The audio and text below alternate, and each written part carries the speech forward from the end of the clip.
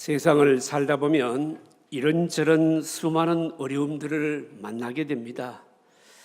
그런데 이 많은 어려움들 가운데서도 도저히 풀 수 없는 그런 어려운 문제를 만날 때가 있습니다. 온 가족들이 머리를 맞대고 궁리를 해도 도무지 길이 없어 보이는 그런 어려움을 우리가 만날 때가 있습니다. 어떤 분이요, 믿지 않는 상사 밑에서 직장 생활을 하고 있는데 직장 생활을 더 할 수 없을 정도로 어려운 지경을 만났습니다. 이 불신 직장인 상사가요, 사람이 못돼도 그렇게 못될 수가 없는 겁니다. 그래서 하루에도 12번이나 직장을 그만두고 싶은 겁니다. 그런데 문제가 뭡니까? 가족들의 생계가 바로 달려 있는 겁니다. 직장 생활은 점점 힘들어져서 정신적인 스트레스가 더해져서 이런저런 병까지 얻게 되었습니다. 어떻게 하면 여러분 좋을까요? 이때 여러분 생각이 이제 떠오르지요. 그만둬야 되겠다, 그런 생각입니다. 그런데 여러분, 그만두고 나면은 당장 무슨 길이 여러분 있을까요? 그것도 여러분 아니잖아요. 이런 문제에 맞닥뜨리게 되면 참 여러분 풀기 어려운 문제이고요, 이런 문제는 전부 고통으로 이어지게 되어 있습니다. 여러분, 오늘 본문을 보시면요, 야곱과 그의 아들들이 바로 이런 문제에 직면하게 된 겁니다. 어마어마한 대기근을 만나서 양식을 구하기 위해서 애굽에 가서 양식을 마련해 왔습니다. 그런데 양식을 마련해 왔는데 문제가 뭡니까? 혹을 때려 하다가 혹을 붙인 격이 되고 말지 않았습니까? 이 애굽의 총리라고 하는 사람은요, 이 야곱의 가족들의 상황을 꼬치꼬치 캐묻더니 그러면서 말입니다. 양식은 줬는데 형제 중에 한 사람 시몬을 볼모로 잡아놓고요, 그리고 집에 있는 막내 동생을 데리고 오라는 겁니다. 막내를 데리고 오지 않으면 이 시몬이죠, 이제 이 인질로 잡혀 있는 형제도 풀어주지 않을 뿐 아니라 다시는 내 얼굴도 못 볼 것이다, 바로 그렇게 한 겁니다. 그런데 또 더 큰 문제는 뭔가 하면 야곱은요, 자기 생명 같은 이 아들 베냐민을요 내놓을 리가 여러분 없지요, 여러분요. 그런 가운데 양식은 다 떨어져 가고 있습니다. 어떻게 하면 좋을까요? 시몬도 구해오고 베냐민도 안 데리고 가고, 그리고 어떻습니까? 양식도 구하고, 뭐 이렇게 다 한꺼번에 풀어질 수 있는 해결책이 여러분 뭐겠느냐라고 하는 겁니다. 여러분, 오늘 우리는요, 사실은 이 창세기의 이 지금 내용을, 스토리를 지금 다 알고 있잖아요. 알고 있기 때문에 이 별로 어렵지 않게 이 본문을 대할 수 있을는지 모르지만, 실제로 오늘 이 본문을 대하면서 우리가 꼭 생각해야 될 것이 뭔가 하면, 지금 야곱의 가족들이요, 애굽의 총리 이 요셉의 정체를 모르고 있잖아요. 우리도 이 요셉의 정체를 모른다고 생각하고 이 본문을 대하면은 야곱의 가정에 지금 일어나고 있는 이 문제는 정말로 옴짝달싹할 수 없는 바로 그런 문제다라고 하는 겁니다. 여러분, 답을 미리 보고 문제를 푸는 것은 여러분 의미가 없습니다, 여러분요. 여러분 생각해 보십시오. 지금 요셉의 정체를 모르게 되면요, 양식은 애굽에만 있습니다. 한 형제는 인질 비슷하게 잡혀 있고요, 아버지는요 끔찍히 사랑하는 아들 베냐민을 바로 내놓을 리가 없고요, 그 아들을 데려오라 그러고요. 얼마나 여러분 풀기 어려운 문제입니까? 그런데 오늘 본문에 보시면 이 문제가 드디어 풀어집니다, 여러분요. 어떻게 풀어지느냐? 어떻게 풀어지느냐? 이게 왜 중요한가 하면, 우리들도 이와 비슷한 환경에 놓이게 될 때, 이와 비슷한 문제에 직면하게 될 때, 이 문제를 풀어가는 방식이 도대체 뭐냐? 이 부분에 대해서 우리에게 메시지를 던지고 교훈을 준다는 점에 있어서 대단히 바로 의미 있는 본문입니다. 저와 여러분들이 살면서 풀 수 없는 어려운 문제, 오늘 본문을 통해서 그 실마리를 찾는 그런 은혜가 있으시기를 바랍니다. 오늘 먼저 첫 번째로요, 야곱의 지연 작전입니다.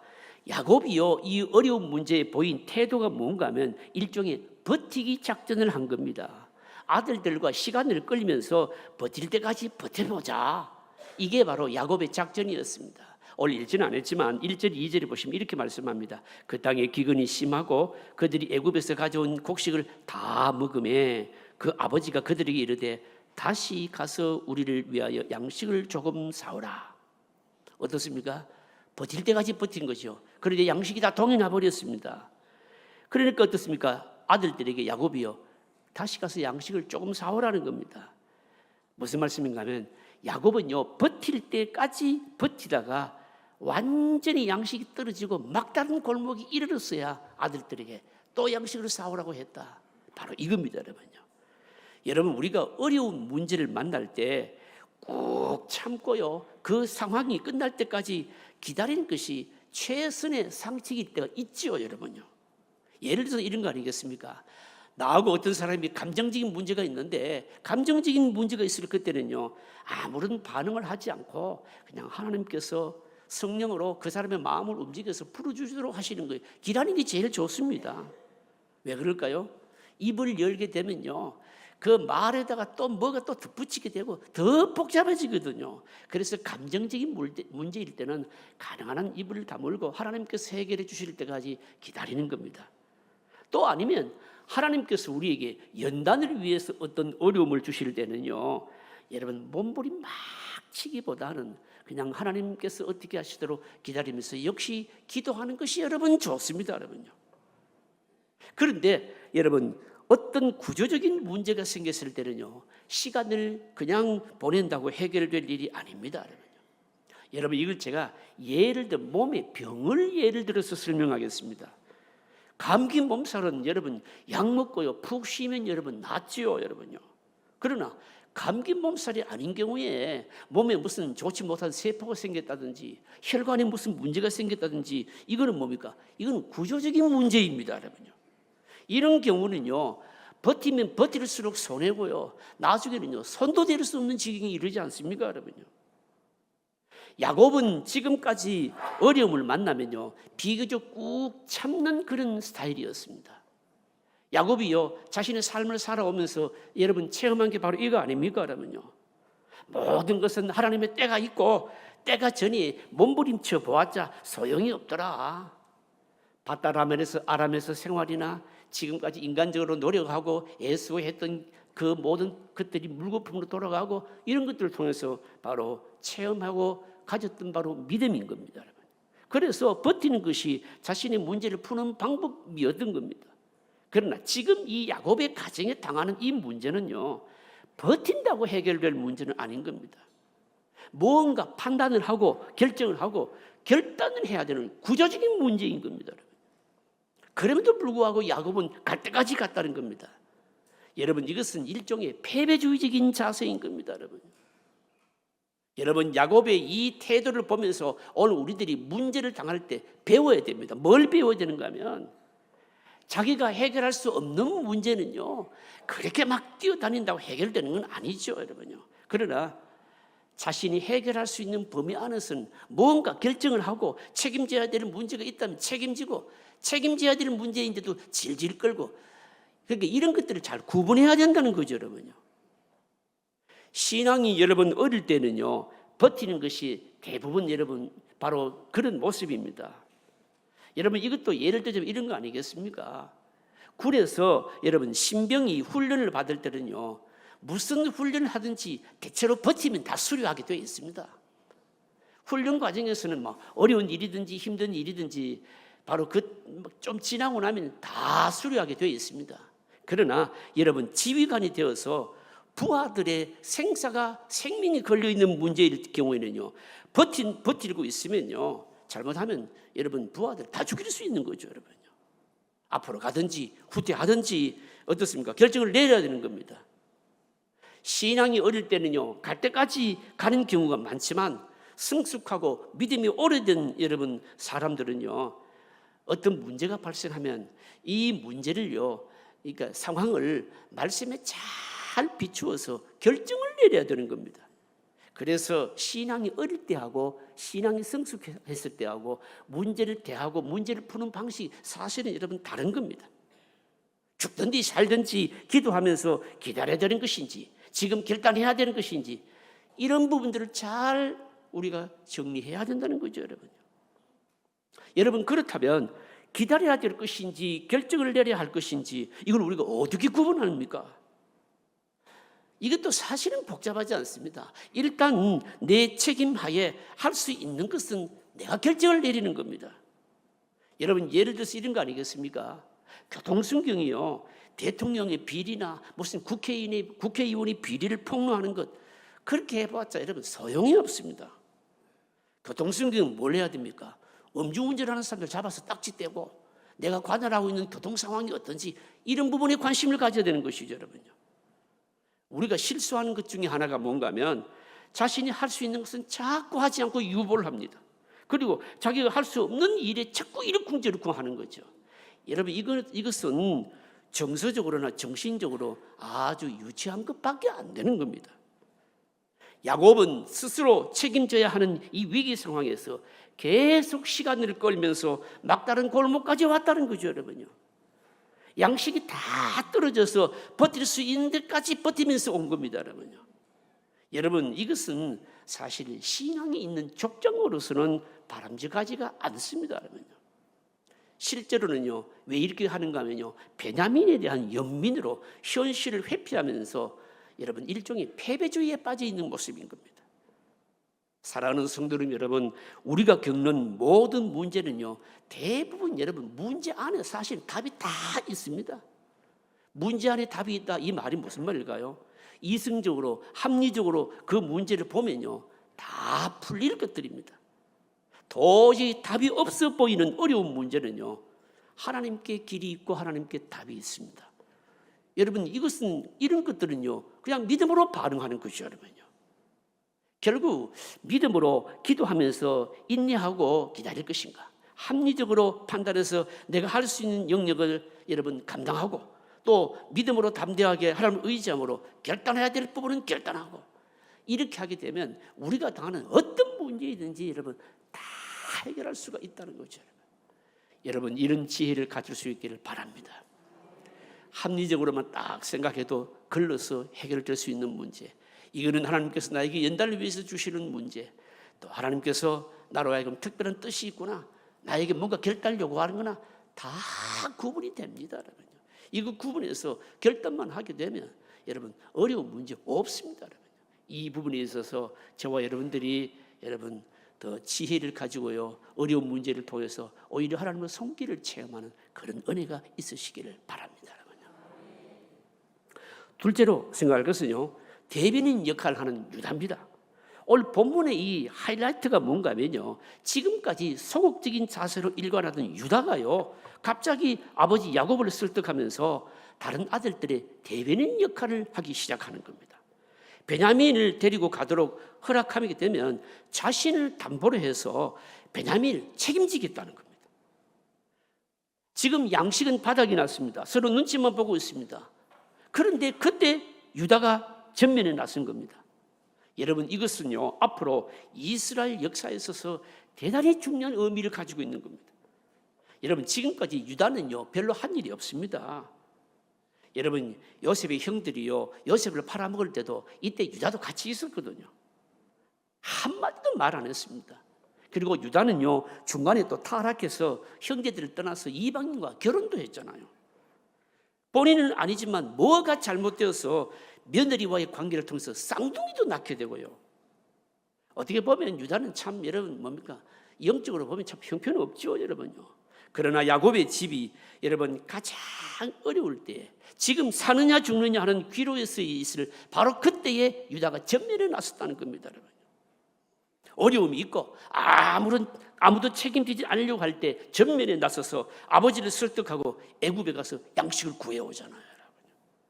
여러분, 이 일로 유다는요 영적으로 장자의 이스라엘 역사에서 장자의 축복을 받게 됩니다.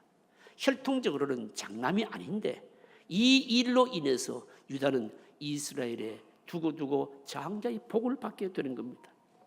나중에 창세기 49장에 가서 보시면요, 야곱이 죽기 전에 그의 아들들을 하나하나 다 축복하잖아요. 그런데 유다에게 주신 축복이 뭔가 하면 유다의 집에 치리자의 지팡이가 떠나지 아니할 것이다. 하나님 바로 이 야곱이 바로 복을 내립니다. 치리자의 지팡이가 이 유다의 집을 떠나지 아니한다. 이게 무슨 축복입니까? 이스라엘의 왕이 다른 지파에서 나오지 않고 반드시 유다 지파에서 나올 것이다. 이 축복이 있죠, 여러분. 바로 이 축복으로 다윗의 왕가가 유다의 집에서 나오게 되는 배경이 되는 겁니다. 야곱의 집에 가장 큰 문제가 닥쳤을 때 다른 형제들은 어떻게 하든지 책임지지 않으려고 뒤로 물렀을 때 이 결정적인 순간에 자기 생명을 걸고 이 문제를 책임졌기 때문에 유다의 집안이 어마어마한 복을 받게 되는 겁니다. 여러분, 물론 하나님의 계획 안에 유다 지파가 다 들어있죠, 여러분요. 그러나 하나님의 계획이라고 해서 기계적으로 짜놓은 프로그램처럼 그렇게 되는 건 아닙니다. 하나님의 구원 계획 중에요, 구원에 관한 계획은 이거는 여러분 결정적인 뜻이죠. 누구를 선택하고 누구를 구원하실 것인가, 이런 계획은 바꾸어지는 게 아닙니다. 그러나 여러분, 의지적인 뜻은, 하나님의 의지적인 뜻은 얼마든지 우리의 믿음의 반응에 따라서 유동적입니다. 결정적인 어려움의 순간에 유다가 헌신했을 때 앞으로 그의 가문에 다윗의 바로 이 왕가가 이어지는 복을 받는 놀라운 기회가 주어졌다는 거죠, 여러분. 바로 오늘 바로 이 유다의 행동으로 말미암아 여러분 뭡니까? 그 가문에 복이 주어지게 됐고, 결국은 또 여러분 인류의 왕이신 그리스도가 바로 이 유다 지파를 통해서 오게 되는 겁니다. 여러분, 성경을 보시면요, 이와 비슷한 축복을 받은 또 지파가 있지 않습니까, 여러분요? 바로 레위 지파입니다. 레위 지파가 제사장 직분을 받게 되는데, 이 제사장 지파가 되는 이 축복을 얻게 되는 것도 이와 비슷하죠, 여러분요. 모세가 시내산에 율법을 받으러 올라갔을 때에, 십계명 두 돌비를 받고 내려올 때에 산 아래에서요, 이스라엘 백성들이요, 아론과 함께 여러분 뭡니까? 이 우상 숭배를 하면서 완전히 정신당한 짓을 하고 있었잖아요, 여러분요. 그때 마지막까지 모세가 내려오기까지 맨정신을 있었던 지파가 누구냐면 레위 지파입니다. 이 레위 지파가요, 칼을 가지고 나와서 이 망령된 짓을 한 자들을 전부 뭡니까? 칼로 찔러 심판하잖아요. 이것이 바로 레위 지파에게 제사장직이 주어지는 바로 기회였던 겁니다, 여러분요. 여러분, 제사장의 자격이 뭘까요, 여러분요? 제사장은요, 하나님의 말씀이 거부될 때에 가장 가까운 친족이라도 아니요라고 할 수 있어야 되는 겁니다, 여러분요. 어머니, 남편, 아들이라도 여러분 말씀이 아니면 아니요라고 할 수 있어야 되고요. 아무리 가까운 사람이라도 언약 백성 되기를 거부하는 일이 있을 때는요, 단호히 뭡니까? 바로 칼을 뺄 수 있는 사람이 제사장 직분을 감당할 수가 있거든요. 레위 지파가 그 일을 했다는 것이죠, 여러분. 마찬가지입니다. 여러분, 이스라엘의 왕은요, 단순히 사람 위에서 군림하는 자가 아니고 이스라엘의 왕은 뭡니까? 목자지요, 여러분. 참된 지도자는 민족이 위기 상황에 처했을 때 몸을 던져서 그 어려움으로부터 백성을 지키는 사람이거든요. 하나님 나라의 지도자는 어려움이 올 때에 자신의 인격과 생명과 재산과 믿음과 모든 것을 다 걸고 여러분 지켜내야 되는 겁니다, 여러분요. 유다 지파의 왕이 나오게 된 여러분, 왕이 나오게 된 지파가 된 이유가 뭔가 하면 바로 이 야곱의 집안이 이 위기에 책임졌다라고 하는 겁니다, 여러분. 여러분, 야곱의 입장을 한번 생각해 보십시오. 요셉은요, 야곱의 생각에는 이미 벌써 죽었습니다. 시몬은 또 잡혀 있지를요, 베냐민도 애굽으로 데려가야 할 판이고, 양식은 떨어졌고, 그야말로 죽느냐 사느냐 귀로에 써 있지 않습니까? 바로 이때 유다가 나섰다는 거죠, 여러분요.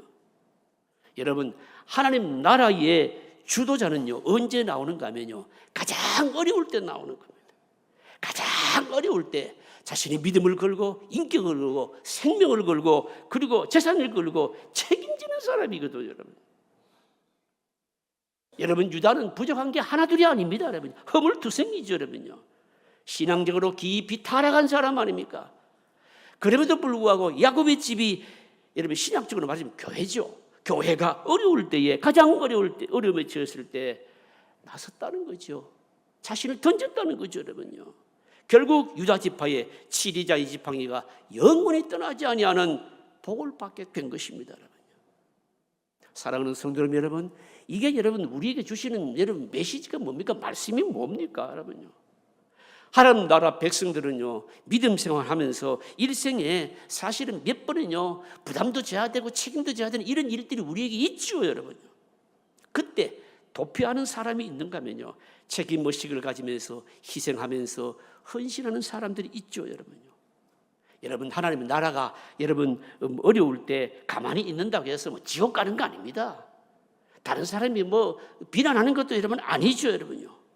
그러나 하나님의 백성들이 또 하나님의 나라가 결정적으로 어려울 때 회피하지 않고 바로 책임지고 그렇게 할 때 그 사람은 뭡니까?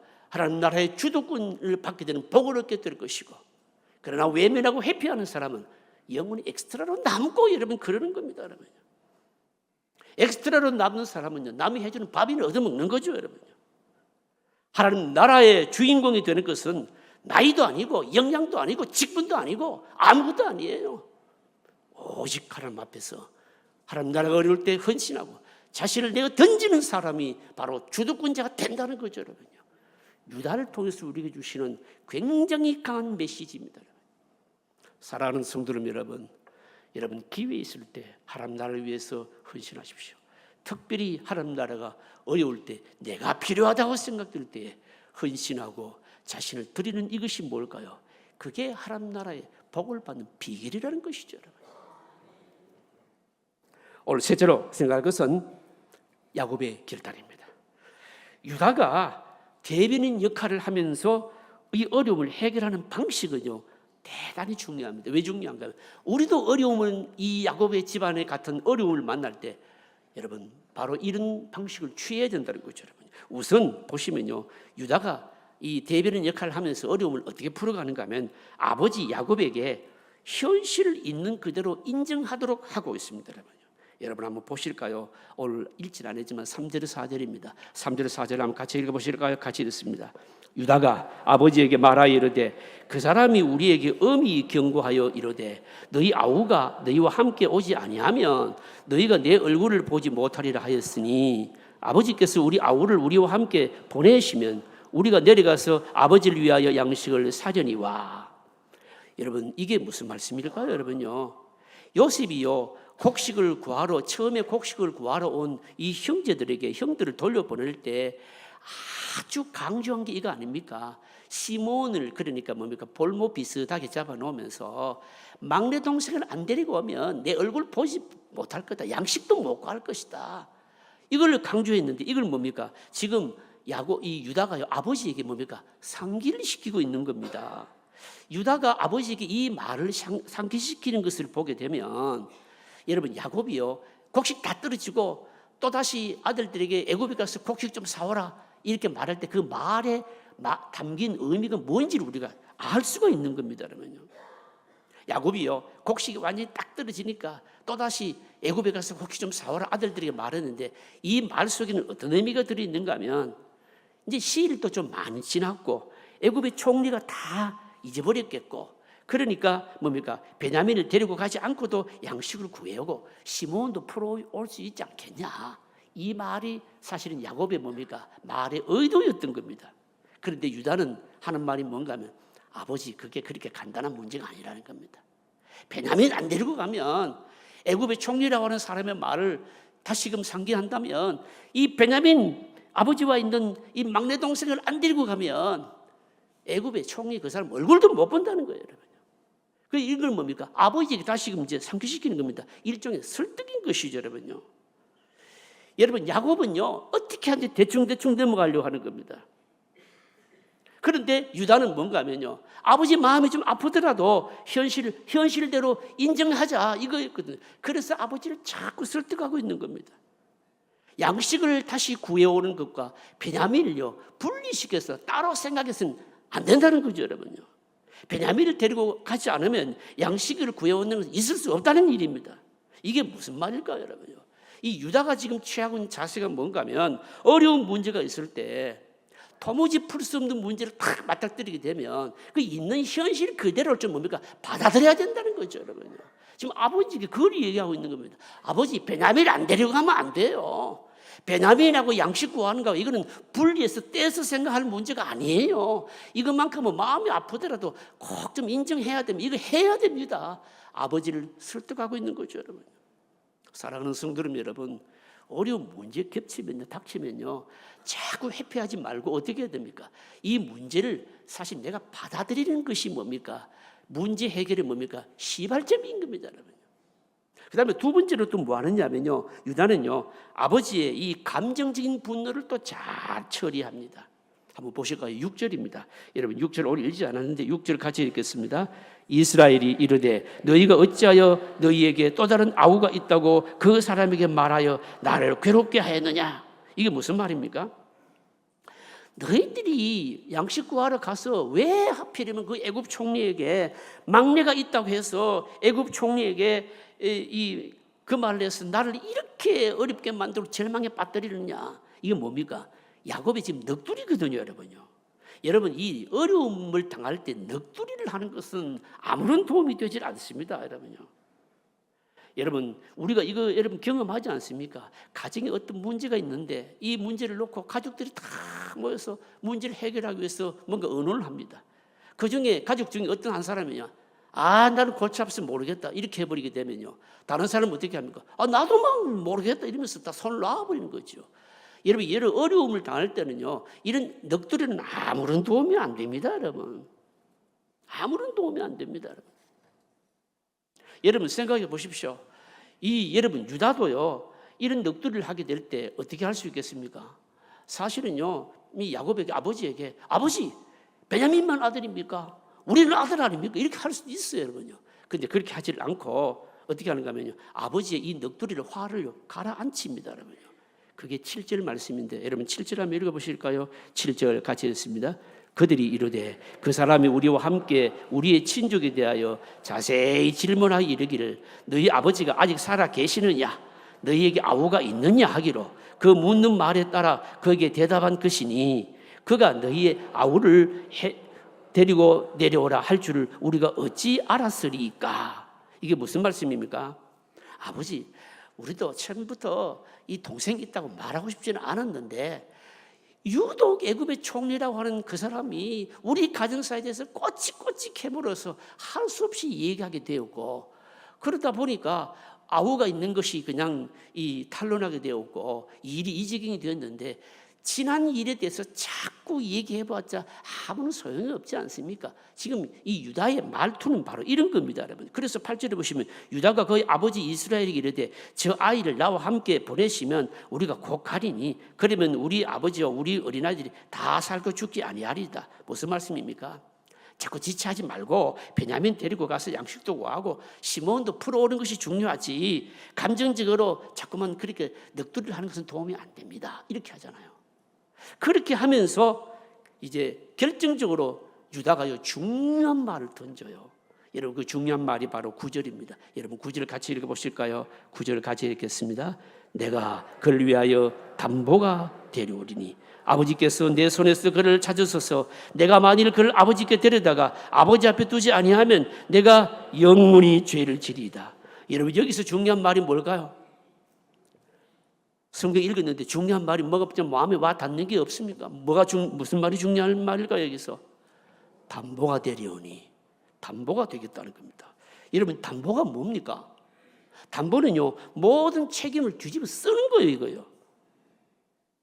여러분, 그래서 여러분 함부로 담보 쓰지 마세요, 여러분요. 담보 쓸 일 있을 때는요 꼭 생각해야 됩니다. 내가 이 사람 때문에 망해도 좋은가, 망해도 좋다 생각하면 담보 쓰고, 안 그러면 쓰지 말아야 되는 거예요. 그런 말이 담보예요, 이게 여러분. 유다는 지금 각오를 하고 있는 겁니다. 아무도 희생을 하지 않으려고 하는데 내가 죽는 날이 있더라도 나를 담보해서 내 생명을 담보해서라도 이 일을 뭡니까 하겠다는 거예요, 여러분. 여러분, 이게 바로 하나님 보시기에 뭡니까 왕이 될 자격인 거예요, 이게 여러분. 여러분, 유다의 탁월한 면이 뭡니까, 여러분요? 현실이 뭔지 보고 도피하지 않고, 책임져야 될 부분은 책임지고, 그리고 뭡니까? 기도할 것이 있으면 기도하고, 그러면서 뭡니까? 마지막으로 하나님께 맡기면서 내 자신이 희생하자. 이거죠, 여러분. 여러분, 몸이 아프면 병원 가서 진단을 받고 이게 수술을 받아야 되는 병인지, 고춧가루 넣은 콩나물 먹고 콩나물국 먹고 그냥 쉬어야 되는 병인지, 이게 결정하고 그리고 또 여러분 기도해야 되는 거 아니겠습니까? 유다가 그랬다는 거죠, 여러분. 여러분, 유다의 자세에 대한 야곱의 태도가 뭡니까? 결단을 내리죠. 무슨 결단입니까? 베냐민 데리고 가라는 겁니다. 그래 해라 이렇게 말합니다. 여러분. 그동안에 너무너무 무력했던 바로 족장 여러분 야곱이요 드디어 결단을 내리는 겁니다. 족장으로서의 모습을 이제 가지기 시작하는 겁니다. 베냐민 데리고 가라 하면서 또 야곱이 또 작전을 쓰죠. 그 작전이 뭡니까? 우선 보시면요, 애굽의 엄한 종의 이 총리의 마음을 누그러뜨리기 위해서 선물을 준비합니다. 11절에 보시면 이스라엘이 그들에게 이르되 그러할진대 이렇게 하라. 너희는 이 땅의 아름다운 소산을 그릇에 담아가지고 내려가서 그 사람에게 예물을 드릴진대 곧 유향 조금과 꿀 조금과 향품과 몰약과 유향나무 열매와 감 복숭아니라 많기도 하죠. 이게 여러분 이게 뭡니까? 이게 사실 야곱의 주특기 아닙니까? 야곱은요 진짜 이게 야곱이거든요. 미꾸라지 같은 야곱 아닙니까? 강한 상대를 만났을 때는요, 여러분 어떻게 합니까?